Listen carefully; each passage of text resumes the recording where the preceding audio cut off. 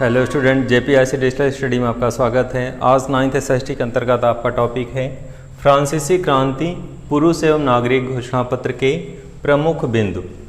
तो आज का ये टॉपिक आपका है फ्रांसीसी क्रांति पुरुष एवं नागरिक घोषणा पत्र के प्रमुख बिंदु। यह एक महत्वपूर्ण दस्तावेज है। इसके पहले मानव अधिकारों के व्यवस्था के संदर्भ में जो है चर्चा नहीं की गई थी, या ऐसे कह सकते हैं कि जहां इसके पहले फ्रांस में निरंकुश शासन व्यवस्था थी, मानव अधिकारों की कोई व्यवस्था नहीं थी, स्वतंत्रता की कोई बात नहीं की जाती थी, अभिव्यक्ति स्वतंत्रता और अन्य मानव को कोई अधिकार प्राप्त नहीं थे। यह घोषणा पत्र मील का पत्थर साबित हुआ। यहाँ से एक टर्निंग पॉइंट स्टार्ट होता है जो वहाँ के मानव के इतिहास में एक स्वतंत्रताओं का, एक समानताओं की स्थिति का दौर शुरू होता है। तो इस घोषणा पत्र के संदर्भ में हम लोग अध्ययन करेंगे। यह घोषणा पत्र विश्व इतिहास का सबसे महत्वपूर्ण दस्तावेज है और इसे फ्रांस की क्रांतीय राष्ट्रीय संविधान सभा ने 26 अगस्त 1789 को इसे पारित किया था। तो इस तरह से ये क्या कह सकते हैं, विश्व इतिहास में सबसे महत्वपूर्ण घोषणा पत्र है। यह एक ऐसा दस्तावेज है जो फ्रांस के राष्ट्रीय संविधान सभा के द्वारा ये पारित किया गया था। और ये महत्वपूर्ण बिंदु इसलिए है क्योंकि इसी के बाद से मानव अधिकारों, मानव स्वतंत्रता की बात होने लगी थी। क्योंकि इसके पहले निरंकुश शासन व्यवस्था था, फ्रांस में नागरिकों को स्वतंत्रता नहीं दी गई थी, उनके अधिकारों की बात नहीं की जाती थी। शासक के द्वारा कंटिन्यू लगातार जो है निरंकुश शासन व्यवस्था संचालित हो रही थी। अपने फायदे के लिए, अपने आर्थिक लाभ के लिए जनता का शोषण कर रहा था। उस कहीं भी जनता की कोई सुनवाई नहीं होती थी, उनकी आर्थिक स्थिति दयनीय हो गई थी। तो इस तरह से जो है कह सकते हैं ये घोषणा पत्र वहाँ के नागरिकों के लिए मील का पत्थर साबित हुआ। एक नए युग की शुरुआत हुई जहाँ पे स्वतंत्रता की बात की गई, जहाँ पे समानता की बात की गई, जहाँ पे मानव अधिकारों की बात की गई, जहाँ पे नैसर्गिक कुछ स्वतंत्रताओं की बात की गई। तो इसके पहले की जो है नागरिकों के लिए कोई विशेष सुविधा नहीं प्राप्त था, कोई विशेष स्वतंत्रता नहीं प्राप्त था, कोई अधिकारों की बात नहीं होती थी। लेकिन यह अधिकार घोषणा पत्र जो है एक नए युग की शुरुआत करता है, एक ऐसे आधुनिक युग की शुरुआत करता है जहां परंपरावादी प्रशासकों द्वारा जनता का शोषण किया जाता था। कितनी पीढ़ियों दर पीढ़ी दर जनता का शोषित किया गया, उनके साथ दुर्व्यवहार किया गया, उनका आर्थिक दोहन किया गया, शोषण किया गया। और इस तरह से जनता जो है अपनी स्थिति को और दयनीय स्थिति में पा रही थी। लेकिन इस घोषणा पत्र के माध्यम से जनता के अंदर एक उत्साह भर गया, कब उनके लिए भी कुछ नई व्यवस्थाएं की जाएंगी, उनके लिए भी राजनीतिक व्यवस्था के अंतर्गत कुछ स्वतंत्रताएं दी जाएंगी, जिससे एक मानव अधिकारों के नए युग की शुरुआत होती है। तो यह घोषणा पत्र एक महत्वपूर्ण दस्तावेज है फ्रांस के लिए। और यह 1789 के संदर्भ में, कि जैसा कि जानते हैं 1789 में यह क्रांतिकारी राष्ट्रीय संविधान सभा के द्वारा पारित किया गया था और यह एक मानव अधिकारों की सबसे महत्वपूर्ण घोषणा पत्र था। आइए विषय वस्तु को और आगे बढ़ाते हैं। इसी क्रम में देखते हैं कि फ्रांसीसी क्रांति में पुरुष एवं नागरिक घोषणा पत्र के कौन कौन से बिंदु थे, इस दस्तावेज में क्या क्या चीज़ें सम्मिलित थी, उसके संदर्भ में चर्चा करेंगे। मनुष्य स्वतंत्र पैदा होता है। यहाँ पे एक शब्द आया है, मनुष्य स्वतंत्र पैदा होता है, स्वतंत्र रहते हैं जो उसके अधिकार समान होते हैं। कहने का तात्पर्य है कि मनुष्य प्राकृतिक जो विचारधारा है प्रकृति के हिसाब से, कि मनुष्य एक स्वतंत्र व्यक्ति है, स्वतंत्र रूप से पैदा होता है और क्या है, जो उसके अधिकार समान होते हैं। सभी मनुष्यों के अधिकार समान होते हैं। हमने या हमारी व्यवस्था ने, जो राजनीतिक व्यवस्था है, उसने इस व्यवस्था को अपने अनुकूल बनाया और लोगों को अलग अलग स्तरीय समानताएं प्रदान की। यानी जैसे उच्च वर्ग के लोगों के लिए अधिक अधिकार मिले, अधिक स्वतंत्रताएं प्रदान की गई, निम्न वर्ग मध्य वर्ग के लिए उतनी स्वतंत्रताएं, उतने अधिकार नहीं प्रदान किए गए। तो राजनीतिक व्यवस्था ने उस समानता को क्या किया, डिवाइड कर दिया, स्तरीय बना दिया, कि किसी को कम अधिकार दिया गया, किसी को कम समानताएं प्रदान की गई, कम स्वतंत्रताएं दी गई और उच्च वर्ग को ज़्यादा दी गई। तो इस तरह से यहाँ पे क्या स्थिति बताता है, यहाँ क्या बता रहा है घोषणा पत्र के माध्यम से, कि व्यक्ति जो है जन्म से एक जैसी स्थिति में पैदा होता है स्वतंत्र रूप से, और उसे अधिकार भी समान रूप से प्राप्त होना चाहिए। जो आधुनिक राजनीतिक व्यवस्था की मांग है, आधुनिक राजनीतिक समय की मांग है, कि हर व्यक्ति को समानता की स्थिति होनी चाहिए, किसी के साथ किसी भी रूप में भेदभाव नहीं होना चाहिए। तो ये राजतंत्रात्मक शासन व्यवस्था ने इस खाई को बहुत ज़्यादा बढ़ा दिया था। उस खाई को मिटाने का प्रयास किया गया, उस खाई को पाटने का प्रयास किया गया कि जो राजतंत्रात्मक शासन व्यवस्था में लोगों के मध्य जो समानता थी, लोगों के मध्य जो स्वतंत्रताएँ थी, वो स्तरीय थी, अलग अलग स्तर के लोगों को अलग अलग प्रदान की गई थी। तो उस स्तरीय व्यवस्था को समाप्त करने की कोशिश की गई या प्रयास किया गया। तो इस तरह से जो पहले की पुरातन व्यवस्था थी उसकी विपरीत एक नई विचारधारा सम्मिलित की गई कि मनुष्य स्वतंत्र पैदा होता है, स्वतंत्र रहते हुए जो उनके अधिकार समान होते हैं। तो इस तरह से इस विचारधारा का तात्पर्य क्या था कि लोग जो है जन्म से समान होते हैं, लेकिन एक राजनीतिक व्यवस्था के अंतर्गत जो राजतंत्रात्मक शासन व्यवस्था है उसके कारण राजा जो है राजतंत्रात्मक शासन व्यवस्था में जो स्तरीय समानता ला देता है, यानी अलग अलग स्तरों के लिए अलग अलग व्यवस्थाएं देता है, वो गलत था। यहाँ पे ये माना गया जब व्यक्ति एक साथ एक समान रूप से जन्म लेता है, समान रूप से सब कुछ है, तो ऐसी स्थिति में उसके साथ भेदभाव की स्थिति नहीं होना चाहिए। आधुनिक राजनीतिक विचारधारा की या आधुनिक राजनीतिक व्यवस्था में क्या व्यवस्था की गई है, हर नागरिक क्या है, एक समान है, उसके साथ भेदभाव नहीं होना चाहिए। तो इस तरह से इस दस्तावेज़ की पहला बिंदु है जो इसके अंतर्गत आपने कि हर व्यक्ति जो है स्वतंत्र रूप से जन्म लेता है, स्वतंत्र पैदा होता है और उसके अधिकार भी क्या हैं, समान हैं। तो इस समानता को क्या करना चाहिए, क्रियान्वित करना चाहिए, और इसी दस्तावेज में इस समानता को क्रियान्वित किया गया। अगला है कानून सम्मत प्रक्रिया के बाहर किसी व्यक्ति को दोषी न ठहराया जा सके। तो यहाँ पे आया है, शब्द आया है कानून सम्मत प्रक्रिया के बाहर किसी व्यक्ति को दोषी न ठहराया जा सके।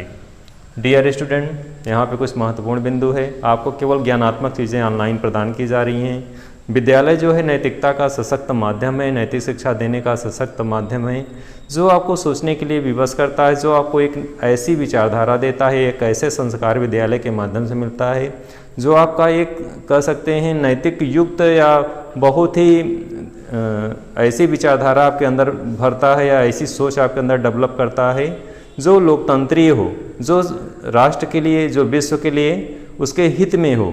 ऐसी विचारधारा नहीं प्रदान करता आपको जो राष्ट्र के लिए अहितकर हो, समाज के लिए अहितकर हो। तो यहाँ एक चीज़ आया है कि कानून सम्मत प्रक्रिया के बाहर किसी व्यक्ति को न दोषी ठहराया जाए। कोई भी राष्ट्र का नागरिक हो, अक्सर सुनने में आता है कि किसी व्यक्ति को किसी ने हत्या कर दी। ऐसा क्यों किया? क्योंकि उसने जो है स्वयं निर्णय दिया न्यायालय का, यानी जो कार्य न्यायालय का करना से उसने खुद निर्णय दे दिया। तो ये कैसी सोच, ये सोच क्या है? गलत है। इस तरह की सोच नहीं होनी चाहिए, क्योंकि हर चीज़ के लिए एक व्यवस्था दी गई है, न्यायिक व्यवस्था दी गई है। न्यायालय का काम है उस परिधि के अंतर्गत उस व्यक्ति के ऊपर मुकदमा चले और उसके द्वारा जो भी प्रूफ हो, जो भी सिद्ध होता है, उसी के हिसाब से उसे सज़ा मिले।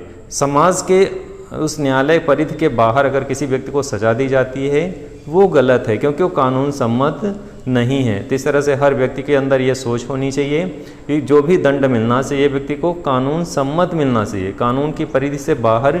जैसे कभी कभी लोग स्वयं निर्णय ले लेते हैं, हत्या कर देते हैं, किसी व्यक्ति को सज़ा दे देते हैं, वो गलत है। क्योंकि अगर एक ऐसी सोच है, अगर आप इस चीज़ का समर्थन करेंगे तो चाहे कोई समाज हो, चाहे कोई राष्ट्र हो, चाहे कोई देश हो, ये विचारधारा ही गलत है। क्योंकि अगर इस चीज़ को आप बढ़ावा देंगे कि हम निर्णय स्वयं करेंगे, तो हम दंड स्वयं देंगे, न्यायालय की बात नहीं मानेंगे, तो ऐसी स्थिति में हमारी सोच जो है गलत दिशा में जाएगी और हमारी एक सोच से दूसरे लोग प्रभावित होंगे। हमारा ये सामाजिक व्यवस्था, हमारा ये देश, हमारा ये विश्व गलत दिशा की ओर जाने लगेगा। क्यों? क्योंकि दंड की व्यवस्था न्यायालय का है, दंड की व्यवस्था एक प्रक्रिया है। अगर कानून सम्मत दंड नहीं है, बाहर दिया जाएगा, तो ऐसे स्थिति में फिर समाज में जंगल राज्य कायम हो जाएगा। जो शक्तिशाली व्यक्ति होगा वो दंड देना शुरू कर देगा, जो कमज़ोर व्यक्ति है वो प्रताड़ित होने लगेगा। तो ये सोच गलत है। अगर इस सोच को हम बढ़ावा देंगे तो ऐसी स्थिति में हमारे समाज में अराजकता फैल जाएगी और जो व्यक्ति शक्तिशाली होगा वो कमज़ोर को परेशान करेगा। इस तरह से ऐसी सोच, ऐसी विचारधारा का समर्थन नहीं करना चाहिए। इसलिए यहाँ पे जो उल्लेख किया गया है, डियर स्टूडेंट, इस चीज़ को आप समझेंगे कि बहुत सारी चीज़ें आप ऑनलाइन सीख रहे हैं, लेकिन नैतिकता ऑनलाइन नहीं सिखाई जा सकती। कुछ चीज़ों को आप खुद को जो है इस बिंदु को समझने और सोचने के लिए विवश होना पड़ेगा कि क्या कानून सम्मत प्रक्रिया के बाहर किसी व्यक्ति को दंडित किया जाना चाहिए, नहीं किया जाना चाहिए। क्योंकि कानून के माध्यम से ही किसी व्यक्ति को दंडित किया जाना चाहिए।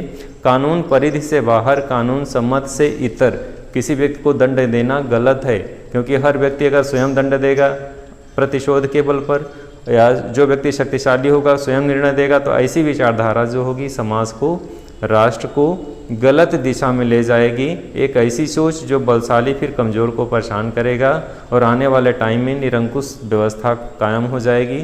जो व्यक्ति शक्तिशाली होगा वो कमज़ोर को दंड देना शुरू करेगा और दंड देने का कार्य जो न्यायालय का है उस पर वो उसका उद्देश्य ही खत्म हो जाएगा। तो इस तरह से ये सोच रखनी है कि कानून सम्मत प्रक्रिया से बाहर व्यक्ति को दोषी नहीं ठहराया जा सकता। ऐसी व्यवस्था केवल फ्रांस में ही नहीं दी गई, बल्कि हर देश के नागरिकों में ये चीज़ डाली जाती है कि कानून सम्मत ही किसी व्यक्ति को क्या करना चाहिए, सज़ा देनी चाहिए या सज़ा मिलनी चाहिए कानून प्रक्रिया के तहत। तो यहाँ पे जो उल्लेख किया गया है कि कानून प्रक्रिया के बाहर किसी व्यक्ति को न तो दोषी ठहराया जा सकता है, न ही उसे गिरफ्तार किया जा सकता है। तो गिरफ्तार भी नहीं करना चाहिए कानून के बाहर, किसी व्यक्ति को पकड़ के मारा जाए, दंडित किया जाए। तो ये व्यवस्था कहाँ पे दी गई, पुरुष और नागरिक उद्घोषणा के अंतर्गत फ्रांस में। अगले बिंदु पे हम लोग चलते हैं। स्वतंत्रता का आशय ऐसे काम करने की शक्ति से है जो औरों के लिए नुकसानदेह न हो। डियर स्टूडेंट, यहाँ पे कुछ चीज़ें ऐसी हैं जो केवल फ्रांस के संदर्भ में, केवल घोषणा पत्र के संदर्भ में ही नहीं है, बल्कि आप जो है कुछ बिंदु ऐसे हैं जो आप कई जगह उसको यूज़ कर सकते हैं। जैसे भारत के संदर्भ में, स्वयं के लिए संदर्भ में कुछ बिंदु ऐसी चीज़ होती है, हमने पहले ही बता दिया है कि क्वेश्चन में बहुत सारे क्वेश्चन छिपे होते हैं, बहुत सारे आंसर छिपे होते हैं। उस चीज़ को आपको आत्मसात करना होगा, उस चीज़ को आपको समझना होगा। कैसे? जैसे यहाँ फिर से एक बिंदु आया है कि स्वतंत्रता का आशय ऐसा काम करने की शक्ति से है जो औरों के लिए नुकसानदेह न हो। कहते हैं कि किसी व्यक्ति की स्वतंत्रता वहीं समाप्त हो जाती है जहाँ से आपकी स्वतंत्रता की सीमा वहीं समाप्त हो जाती है जहाँ से दूसरे की स्वतंत्रता शुरू होती है। इस वाक्य को हमेशा हर व्यक्ति के मस्तिष्क में अपने आप में रखना चाहिए, इस लाइन को आत्मसात करना चाहिए कि आपकी स्वतंत्रता वहीं समाप्त हो जाती है जहाँ से दूसरे की स्वतंत्रता शुरू होती है। इस वाक्य को हर व्यक्ति का पालन करना चाहिए। ऐसा क्यों है? क्योंकि अगर आप अपनी स्वतंत्रता का उपयोग तो करेंगे, लेकिन दूसरे की स्वतंत्रता का अगर हनन करेंगे तो जहाँ से हनन करना शुरू करते हैं वहीं से आपकी स्वतंत्रता क्या हो जाती है, समाप्त हो जाती है। इसका आशय है कि आप अपने स्वतंत्रता का उपयोग करिए, लेकिन दूसरे को नुकसान पहुँचाए बिना, दूसरे की स्वतंत्रता को डिस्टर्ब किए बिना। तो यहाँ ये व्यवस्था दी गई है किसमें? फ्रांस के इस घोषणा पत्र में, इस दस्तावेज में उल्लेख किया गया है। क्या किया गया है कि स्वतंत्रता का आशय ऐसे काम करो कि ऐसे शक्ति से है जो औरों के लिए नुकसानदेह न हो। यानी आप अपनी स्वतंत्रताओं का उपभोग वहाँ तक करिए जहाँ तक आप कर सको, लेकिन उतना ही करो जितना दूसरे का, जहाँ से नुकसान न होने पाए। यानी आप अपने स्वतंत्रता का उपयोग तो करिए, लेकिन ऐसी भी स्थिति न बने कि दूसरे का नुकसान होना शुरू हो जाए। तो इस तरह से आपकी स्वतंत्रता वहीं तक वहाँ समाप्त होती है जहाँ दूसरे की स्वतंत्रता क्या होती है, शुरू होती है। तो इस वाक्य को हमेशा आत्मसात करें। और ये वाक्य जो है किसमें दिया गया है? पुरुष एवं नागरिक घोषणा पत्र के बिंदु में, जो फ्रांस के संदर्भ में वहाँ के नागरिकों के लिए दिया गया है। आगे बढ़ते हैं हम लोग। समाज के लिए किसी भी हानिकारक कृत्य पर पाबंदी लगाने का अधिकार कानून के पास है। तो यहाँ पे क्या उल्लेख किया गया? समाज के लिए किसी भी हानिकारक कृत्य। देखें, जो हानिकारक कृत्य है इस पर पाबंदी लगाने का अधिकार किसको है? कानून के पास है। कभी भी आप ऐसे कार्य न करें, वहाँ के नागरिकों के संदर्भ में बोला गया है फ्रांस के, कि कभी भी आप ऐसे पाबंदी ना लगाएं, ऐसे कृत्य ना करें, स्वयं अपने हाथ में कानून ना लें। इसका कार्य किसका है? न्यायालय का है। यानी कानून जो है वो उसके पास अधिकार है कि समाज में किसी भी हानिकारक कृत्य, समाज में ऐसे कोई कृत्य होता है, ऐसे कोई कार्य होता है जो समाज के लिए हानिकारक है, समाज के लिए नुकसानदेह है, तो उसे रोकने का कार्य कानून का है। किसी व्यक्ति को नहीं है, केवल व्यक्ति सूचनार्थ किसी को सूचित कर सकता है, संबंधित प्रशासन को, संबंधित अधिकारी को, लेकिन स्वयं रोकने का अधिकार उसके पास नहीं है। इस तरह की व्यवस्था किसमें है? इस घोषणा पत्र में। इस समाज में जो भी गलत कृत्य हैं, जो भी हानिकारक कृत्य है, उस पर पाबंदी लगाने का अधिकार किसको है? केवल कानून को है। व्यक्ति के पास वो शक्ति नहीं है या नहीं होना चाहिए, ऐसे कार्य नहीं करना चाहिए कि आप स्वयं अपने हाथ में कानून ले लें, स्वयं रोकने पहुंच जाएं। जो भी कृत्य है गलत समाज में ऐसे हो रहे हैं, तो उसे रोकने का कार्य किसका है? कानून का है। आप उस संबंधित घटना को, संबंधित चीज़ों को संबंधित विभाग के अधिकारी को सूचित कर सकते हैं, सरकार का ध्यान आकृष्ट कर सकते हैं, लेकिन स्वयं रोकने के लिए उस ओर अग्रसर नहीं हो सकते। तो इस तरह से ये व्यवस्था किसमें दी गई है? इस घोषणा पत्र में दी गई है। अगला है, कानून सामान्य इच्छा की अभिव्यक्ति है।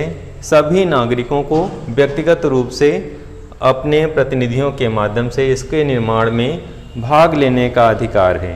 तो कहने का तात्पर्य है कि कानून जो होता है सामान्य इच्छा की अभिव्यक्ति है। समाज में या किसी राष्ट्र में जो कानून बनाए जाते हैं वहाँ के निवासियों के संदर्भ में बनाए जाते हैं कि ये कानून ऐसा हो जो उनके अनुकूल है, उनके विपरीत नहीं है। कोई ऐसा कानून नहीं बनाया जा सकता जो संपूर्ण राष्ट्र के नागरिकों के लिए क्या हो? अहितकर हो, उनके लिए अव्यवस्था पैदा करने वाला हो, उनके लिए विपरीत हो, उनके लिए अनुकूल ना हो। तो इस तरह से जो कानून बनाए जाते हैं वहाँ के राष्ट्र के, वहाँ के समाज के, वहाँ के लोगों के उनके अनुरूप बनाए जाते हैं। इस तरह से बनाए जाते हैं कि उन्हें कोई किसी भी प्रकार की असुविधा न होने पाए।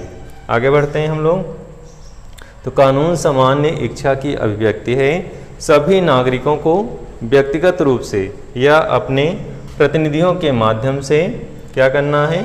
इसके निर्माण में भाग लेने का अधिकार है। तो कहने का तात्पर्य है जो कानून बनता है, जो हम चुनाव में जब किसी व्यक्ति को अपने प्रतिनिधि का चयन करते हैं तो जो प्रतिनिधि चुनते हैं, जैसे अपने देश में एग्जाम्पल देंगे जो विधायक होगा या सांसद होगा, तो जो हम प्रतिनिधि चुनेंगे जब वो संसद में बैठेगा, सांसद या विधायक विधानसभा में बैठेगा, तो हमारा चूँकि प्रतिनिधित्व कर रहा है, जब वो जनता का प्रतिनिधित्व कर रहा है और जनता के अनुकूल, जनता के हित में वो कानून बनाएगा, जनता के विपरीत कानून नहीं बनाएगा। क्योंकि कानून जो होते हैं कैसे होते हैं? मतलब सामान्य इच्छा की अभिव्यक्ति होते हैं। कानून जो हैं, जो सामान्य लोग, जनता की जो सर्वसम्मति होती है जिस विधि को लेकर के, जिस व्यवस्था को लेके, उसी रूप में कानून बनते हैं। जनता की इच्छा के विरुद्ध या जनता के इच्छा के विरुद्ध कोई कानून नहीं बनते। जो भी होती है वो इच्छा की सर्वसम्मति से एक प्रकार से कह सकते हैं कि इनडायरेक्टली, अप्रत्यक्ष रूप से उसमें क्या होती है? पुष्टि रहती है जनता की। तो इस तरह से कानून जो होते हैं, कानून सामान्य इच्छा की क्या करते हैं? अभिव्यक्ति हैं। इसके निर्माण में यानी जनता जो है इनडायरेक्टली अपने प्रतिनिधियों के माध्यम से, इसके माध्यम से कानून निर्माण में क्या करती है? भाग लेती है। कानून की दृष्टि से सभी समान हैं। तो कानून की दृष्टि से सब व्यक्ति, सब नागरिक समान ही, किसी के साथ कोई भेदभाव नहीं किया जाता। तो इस तरह से कानून जो है सामान्य इच्छा के या वहाँ के नागरिकों की इच्छा के अनुरूप होते हैं, उनकी इच्छा की अभिव्यक्ति होती है। एक प्रकार से उनकी इच्छा की पुष्टि होती है। उस राष्ट्र के लिए, उस समाज के लिए वो कानून जो बनाया जाता है उनकी इच्छा के विपरीत नहीं होता। आगे बढ़ते हैं हम लोग क्रम से। सार्वजनिक सेना तथा प्रशासन के लिए खर्चे चलाने के लिए कर लगाना अनिवार्य है। तो इस घोषणा पत्र में उल्लेख किया गया है कि प्रशासन के लिए कर जो होता है किसी सरकार का आय का स्रोत होता है। सरकार अगर कर नहीं लगाएगी तो ना ही उसके पास राजकोष होगा, धन होगा, और जब धन नहीं होगा, चूँकि धन सरकार को प्रशासनिक व्यवस्था चलाने के लिए, जनता के हित के कल्याण के लिए बहुत सारे कार्य किए जाते हैं। सड़कें बनाता है, कृषि कार्य में योगदान देता है, डैम बनवाता है, पुल बनवाता है, नहरों का निर्माण करता है, शिक्षा की व्यवस्था करता है, विकास के लिए उनके कार्य करता है, पोषण के लिए कार्य करता है। विविध क्षेत्रों में सरकार कार्य करती है और ऐसी स्थिति में इन सभी को करने के लिए, इन सभी कार्यों को संपादित करने के लिए धन की आवश्यकता होती है और ये धन का जो स्रोत होता है वो जनता ही होती है। जनता के कर से ही ये धन इकट्ठा होता है। तो ऐसी स्थिति में जो घोषणा पत्र में उल्लेख किया गया है कि सरकार जो है वो कर लेगी। अगर कर नहीं लेगी तो फिर उसके पास आय का स्रोत कैसे बनेगा? तो सार्वजनिक सेना तथा प्रशासन के लिए खर्चे चलाने के लिए क्या लगाना है? कर लगाना अनिवार्य है। बिना कर के अगर सरकार के पास धन नहीं होगा, पैसा नहीं होगा, तो कैसे प्रशासनिक व्यवस्था संचालित करेगी? कैसे वो अपनी नीतियों को क्रियान्वित करेगी? कैसे जन कल्याण के लिए कार्य करेगी? तो इसलिए कर लगाना क्या है? आवश्यक है। आगे बढ़ते हैं। संपत्ति का अधिकार एक पावन एवं अनुल्लंघनीय अधिकार है। संपत्ति जो होता है, हर व्यक्ति के पास पैतृक जो संपत्ति होती है उस पर हर व्यक्ति का उसका पिता के बाद पुत्र उत्तराधिकारी होता है। और ये अधिकार जो है कैसा है? सबसे पवित्र और अनुल्लंघनीय माना गया है। यानी ये पवित्र अधिकार है किसी भी तरह का ज़बरदस्ती नहीं है इसमें कि हम जब किसी के ज़मीन को हड़प लिए हैं, किसी की प्रॉपर्टी को कब्जा कर लिए हैं, किसी धन संपदा को चोरी कर लिए हैं। ये एक ऐसा मतलब अधिकार है जो पिता के बाद पुत्र को प्राप्त होता है विरासत में, इसलिए इसे क्या माना गया है, सबसे पवित्र अधिकार माना गया है। और इसके क्रम में इसी में ये भी दिया गया कि ये जो है क्या है, अनुल्लंघनीय है, यानी इसे उसके पैतृक संपत्ति से वंचित नहीं किया जा सकता। तो 2 बिंदु इसमें है इस घोषणा पत्र में। एक तो पिता के बाद जो पुत्र की जो प्राप्त संपत्ति जो मिलती है, पैतृक संपत्ति, वो क्या है, सबसे पवित्र अधिकार माना गया है। और इसके साथ ही यह अनुल्लंघनीय है, यानी इसे उल्लंघन नहीं किया जा सकता, उसके अधिकार से उसे वंचित नहीं किया जा सकता। तो इस तरह की व्यवस्था भी इस घोषणा पत्र में सम्मिलित किया गया है। आगे बढ़ते हैं हम लोग। समग्र संप्रभुता का स्रोत राज्य में निहित है। कोई भी समूह या व्यक्ति ऐसा अधिकार का प्रयोग नहीं करेगा जिसे जनता की सत्ता की जो है स्वीकृति न मिली हो। तो समग्र संप्रभुता का स्रोत कौन सा है? राज्य है। जो संप्रभुता होती है कि हम अपनी नीतियों को क्रियान्वित कैसे करें, जो सत्ता की शक्ति होती है वो किस में निहित होती है? राज्य में निहित होती है। डियर स्टूडेंट, इस तरह से नागरिक घोषणा पत्र में जो प्रमुख बिंदु हैं 1789 में कि कौन कौन से बिंदु नागरिक उद्घोषणा के अंतर्गत लाए जाएंगे। इसके पहले समानता की बात, स्वतंत्रता की बात, मानव अधिकारों की बात नहीं की गई थी। सदियों से लगातार निरंकुश शासन व्यवस्था फ्रांस में चली आ रही थी, लेकिन इस घोषणा पत्र के माध्यम से केवल फ्रांस में नहीं, संपूर्ण विश्व में एक नए युग की शुरुआत हो गई। लोगों ने जो है इस ओर सोचना शुरू किया कि समानता होना चाहिए, स्वतंत्रता होना चाहिए, लोगों के अधिकार होने चाहिए, सब तभी जो है संपूर्ण राष्ट्र और समाज का विकास संभव है। क्योंकि लोगों को अधिकार अगर नहीं दिए जाएंगे, लोगों को स्वतंत्रताएं नहीं दी जाएंगी, तो ऐसे स्थिति में निरंकुश शासन व्यवस्था जो होगी वो समाज के लिए अहितकर होगी, समाज के विकास में बाधक होगी। ये एक आधुनिक राजनीतिक व्यवस्था है जिसमें लोगों को नागरिक स्वतंत्रताएं प्रदान की जाती हैं, नागरिकों को मूल अधिकार दिए जाते हैं, नागरिकों की समानताएं की बात की जाती हैं। ये एक आधुनिक राजनीतिक व्यवस्था है। पुरातन व्यवस्था को तोड़ा गया, भंग किया गया, और यहीं से एक नए युग की शुरुआत होती है जहाँ से लोगों को स्वतंत्रताएं, समानता की बात की जाने लगी। और संपूर्ण विश्व में जहाँ जहाँ पे राष्ट्र पराधीन थे, जहाँ जहाँ पे लोगों को स्वतंत्रताएं नहीं प्रदान की गई थी, सदियों से लोग इस अव्यवस्था से झेल रहे थे। उन्हें किसी भी प्रकार का मानवीय शोषण के रूप से बाहर निकालना था। ऐसी कंडीशन में ये जब मानव घोषणा पत्र जो आता है फ्रांस में, इसी के पश्चात संपूर्ण विश्व में बहुत सारे राष्ट्र इस ओर अपना ध्यान आकर्षित करते हैं कि किस तरह से वहाँ पे मानव स्वतंत्रताएं की बात होने लगी। और यही मानव स्वतंत्रता जो है, अधिकार जो है, यह घोषणा पत्र संपूर्ण विश्व का ध्यान आकर्षित करता है। और जहाँ जहाँ पे लोग दूसरे देशों में स्वतंत्रताएं नहीं प्रदान की गई थी, लोगों को अधिकार नहीं दिए गए थे, वे लोग जो है इससे प्रेरित होकर के अपने यहाँ जहाँ जहाँ पे जो लोग शासन व्यवस्था से परेशान थे, राजतंत्रात्मक शासन व्यवस्था से बहुत ज़्यादा द्रवित कह सकते हैं, उनके साथ गलत हो रहा था, शोषण हो रहा था, वहाँ पे उन्हें आवाज़ उठाने का मौका मिला और एक ऊर्जा मिलती है कि अगर इस देश में स्वतंत्रता की बात है, समानता की बात है, तो हमारे देश में भी स्वतंत्रता की बात होनी चाहिए। इस घोषणा पत्र के माध्यम से, इस घोषणा पत्र के माध्यम से संपूर्ण विश्व में समानता, स्वतंत्रता की बात होने लगी, मानव अधिकारों की बात होने लगी, जिससे एक नए युग की शुरुआत होती है। डियर स्टूडेंट, आज का विषय वस्तु यहीं समाप्त होता है। फिर से नए वीडियो में मिलते हैं। धन्यवाद।